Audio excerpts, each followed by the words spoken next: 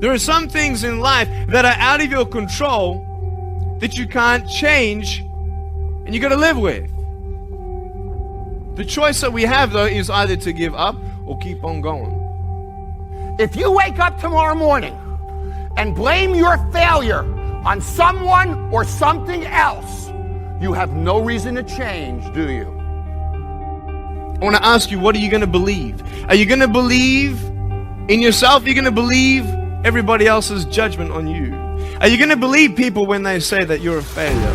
No one really likes you, no one really cares about you. It's that son of a bitch's fault. Son of a gun! I did everything I could. But if you woke up in the morning and looked in the mirror and said, I am failing because of me, the decisions that I make, the energy I put in, I'm not passing the blame. If you look in the mirror tomorrow and say that, you will change. So sure enough, from poor to rich and from rich back to poor, what do you do now? What occurred to me was that even though my money was gone, I still had the skills. And the skills proved to be more valuable than the money. So I just simply went back to work, went back to the street, went back using the formula I had used in the first place to do well and made many times more what I did the first time. But I think that's the key. You just have to go back to work. You could be rich, man, but you cannot erase the work ethic part. There is no getting around.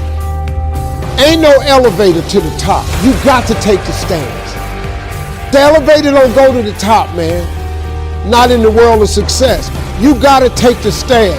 Y'all got to start getting gritty, man. I hate it when I see young people wasting their time, wasting all this technology got, just bull, just sitting around in this world that's been created for you, that everything is instant. At the end of the day, don't compare yourself to people that you feel are more qualified than you. Don't compare yourself to people that you think that are more talented than you. At the end of the day, don't compare yourself to other people's gifting. At the end of the day, hard work works. Hard work can always outwork talented people who don't want to work that hard.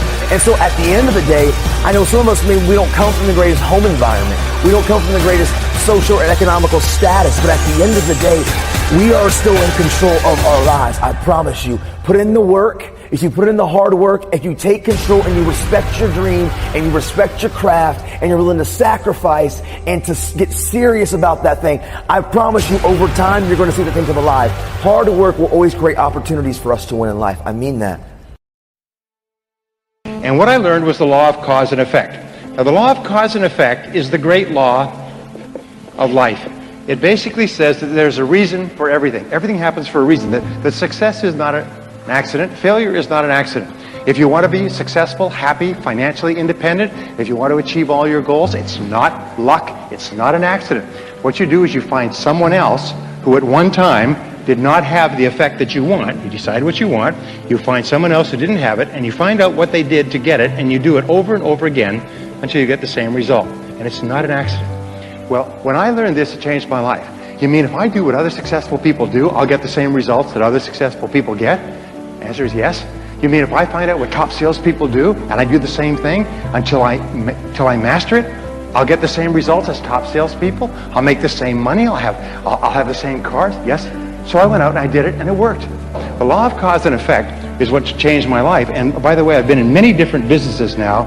I've consulted for more than 500 companies over the years, over the last 20 years. And in every case, I ask them, how does your business work?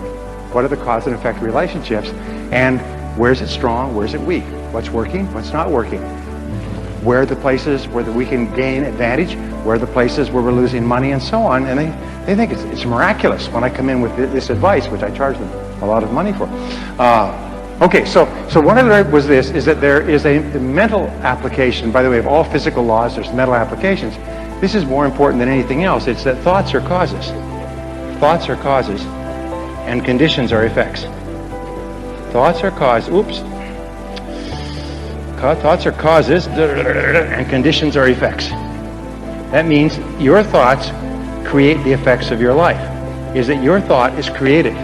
You're almost like a magician in your own life. You create your world by the way you think. And the interesting thing is, it's not the way you thought yesterday or the way you might think tomorrow. It's the way you think at this minute, at this moment. It's the way you think in the now that determines your life. and your thoughts are constantly creating your world on a forward basis. The wonderful thing about our society, a free society like Singapore, is that at any given time you can draw a line under the past and you can say, that was the past, but this is how I'm going to think in the future. And your whole life, just like turning the wheel of a car, goes in a different direction. If you change your thinking, you change your life. And when I learned this, you mean your outer world merely reflects your thoughts? Your outer world is merely an image of your inner world? Is that you keep attracting into your life people and circumstances in harmony with your thinking? Is that everything you have in your life you've created by the way you think?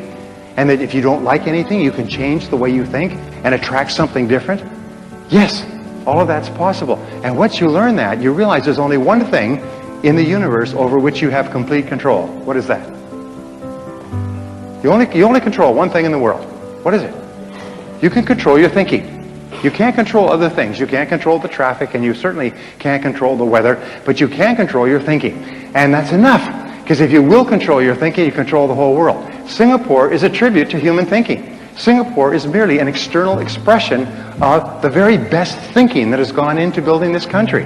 This country is based on mind power. It's the most amazing thing. Look at these beautiful hotels and convention centers and office buildings. I mean, these are mental. These were mental before they were physical. Are you with me so far? It's really important to understand that. It's kind of an overwhelming thought. I had a hard time with it when I was in my early 20s. You mean my life, which was not that great, has been created by myself? Yes, it's been created by myself. So I said, well, then I'm going to start to get my thinking in harmony with what I want, rather than keep thinking the old crummy thoughts. All right, so thoughts are causes, conditions are effects. Now what this means, and it brings us to the great law, which is the foundation of all religion and all philosophy, is that you become what you think about most of the time. You become what you think about most of the time. This is the underlying principle of all religions, all philosophy, all psychology, all success, all metaphysics. Everything is you become what you think about most of the time. So the question is, what do you think about most of the time?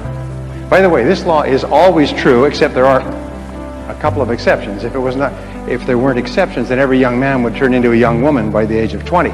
But nonetheless, you do become what you think about most of the time. Now, by the way, one of my subjects when I was poor is I began to study self-made millionaires. Self-made millionaires are people who start with zero and within one working lifetime pass the $1 million mark. But here's the point, is I studied self-made millionaires. These are people who started with nothing. They started with no money and maybe limited education. Sometimes they were brand new immigrants. Sometimes they couldn't speak the language, and they made more than $1 million. So tens of thousands of them have been studied over the years to find out what they do differently. And wouldn't that be a good thing to know, by the way? Say yes. I mean, if you want to be a self-made millionaire, I can promise you this. If you don't know how they think, you can't make it. In other words, if you want to go somewhere but you don't have a map, you can't get there. So I began to study them, and I found, what do you think self-made millionaires think about most of the time? They think about becoming financially independent. Because financial independence to them is very important. They want to reach the point where they don't have to worry about money.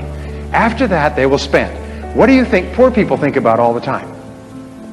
They think about how little money they have and think about spending everything they have. And everything they can borrow or put on credit cards. So self-made millionaires are always thinking in terms of financial independence. Poor people are always thinking about how poor they are. Now, if you want to become a self-made millionaire, starting point is begin thinking about financial independence. And I'll talk about this in just a second. So, go back to my question. What is it that successful people think about most of the time? Come on, this is real simple, but it's really important. What do they think about most of the time? Success?